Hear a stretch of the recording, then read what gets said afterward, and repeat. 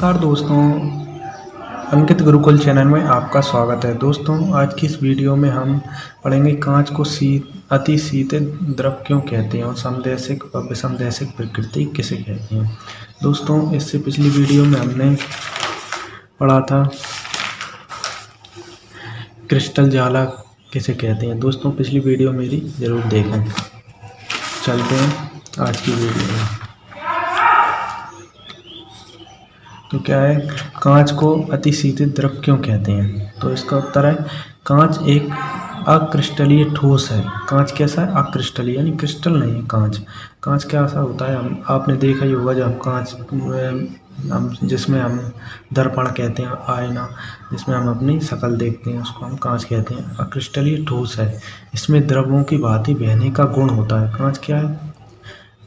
एक अक्रिस्टलीय ठोस है, इसमें क्या है, द्रवों की भांति बहने का गुण होता है। जैसे पुरानी इमारतों पर लगे शीशे नीचे से मोटे व ऊपर से पतले हो जाते हैं। आपने देखा होगा, जो पुरानी मंजिलें होती हैं, पुरानी इमारतें होती हैं, उनमें जो कांच लगे होते हैं वो क्या होते हैं, नीचे से मोटे होते हैं। कैसे होते हैं? नीचे से मोटे होते हैं। देखो वो कैसे होते हैं, जैसे कांच कैसा होता है, ऐसा कांच की मोटाई ऐसी होती है। लेकिन जो पुरानी इमारतों में, जो पुराने हैं बहुत 10-10, 20-20 साल पुराने, वो कांच कैसे हो जाते हैं, वो कांच हो जाते हैं ऐसे, यानी नीचे से वो कांच मोटे हो जाते हैं, ऊपर से पतले हो जाते हैं। तो ये क्या दर्शाता है कि कांचों में बहने का गुण पाया जाता है। लेकिन कांच क्या होते हैं, थोड़े गाढ़े होते हैं। जैसे जल होता है, जल क्या होता है, जल तो बहुत जल्दी बह जाता है। फिर हम जैसे मान लो एक जल है, तो जल में बहने का गुण सबसे ज़्यादा पाया जाता है। फिर क्या है, शहद में बहने का गुण जल की अपेक्षा कम पाया जाता है।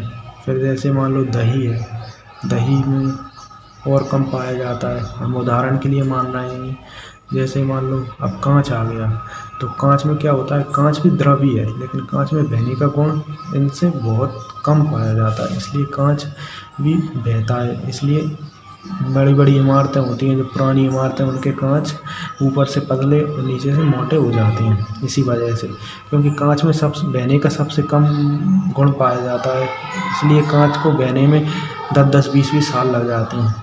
इसलिए कांच ऊपर से पतला एवं नीचे से मोटा हो जाता है, इसलिए हम कांच को अति शीतल द्रव कहते हैं। अगला है समदैशिकता व विषमदैशिकता। समदैशिकता किसे कहते हैं? ठोसों के भौतिक गुण जैसे अपवर्तनांक, विद्युत व ऊष्मा की चालकता, यांत्रिक सामर्थ्य आदि के मान किसी ठोस में अलग अलग दिशाओं से ज्ञात करने पर यदि ये मान समान आते हैं तो इन्हें समदैशिक ठोस कहते हैं। जैसे मान लो कोई ठोस है, जैसे मान लो कोई ये ठोस है, इसकी हम समदैशिकता निकालें या अपवर्तनांक निकालें। जैसे इसमें क्या दिया है, ठोसों के भौतिक गुण जैसे अपवर्तनांक। जैसे ये कोई ठोस है, इसके भौतिक गुण, जैसे ये ठोस क्यों का होता है, भौतिक गुण आप जानते हैं भौतिक गुण क्या होते हैं। जैसे कोई भौतिक गुण, चालकता, ऊष्मा, यांत्रिकी, इसको हम निकालें इसकी, तो जैसे हम ऊष्मा चालकता को अलग अलग विधियों से निकालें। जैसे ऊष्मा चालकता को कोई एक विधि से निकाला, ये दूसरी विधि से निकाला, तीसरी विधि से निकाला, सामर्थ्य आदि के मान किसी ठोस के अलग अलग दिशाओं या अलग अलग विधियों से निकालने पर यदि ये मान समान आते हैं, अगर ये पहली विधि से निकाला हमने, फिर दूसरी विधि से निकाला, दूसरी विधि या दशा से, तीसरी दशा निकाला, चौथी दशा निकाला, और अगर ये तीनों मान समान आते हैं तो ये क्या हो जाएगा, समदैशिक प्रकृति का हो जाएगा। कैसे हो जाएगा? समदैशिक प्रकृति का। अब यहाँ पे ये नोट लिखा है हमने, अक्रिस्टलीय ठोस में अवयवी कण निश्चित क्रम में नहीं होते अतः ये समदैशिक होते हैं। अवयवी कण कैसे होते हैं? निश्चित क्रम में नहीं होते, इसलिए ये समदैशिक होते हैं। अगला है विषमदैशिक। इसमें क्या है, ठोसों के भौतिक गुण जैसे अपवर्तनांक, विद्युत व ऊष्मा की चालकता, यांत्रिक सामर्थ्य आदि के मान किसी ठोस में अलग अलग दिशाओं से ज्ञात करने पर यदि ये मान समान नहीं आते तो इन्हें विषमदैशिक ठोस कहते हैं। इस गुण को विषमदैशिकता कहते हैं। विषमदैशिकता इसका बिल्कुल विपरीत है, इसका उल्टा। तो इसको आपको बहुत आसानी से हो जाएगा।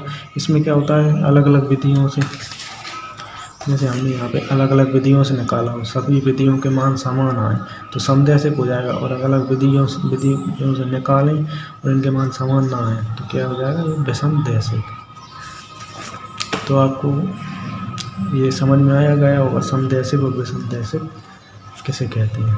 अगर आपको इनमें अंतर चाहिए समदैशिक और विषमदैशिक प्रकृति में तो कमेंट में लिखें, मैं आपको इनमें अंतर भी बता दूंगा।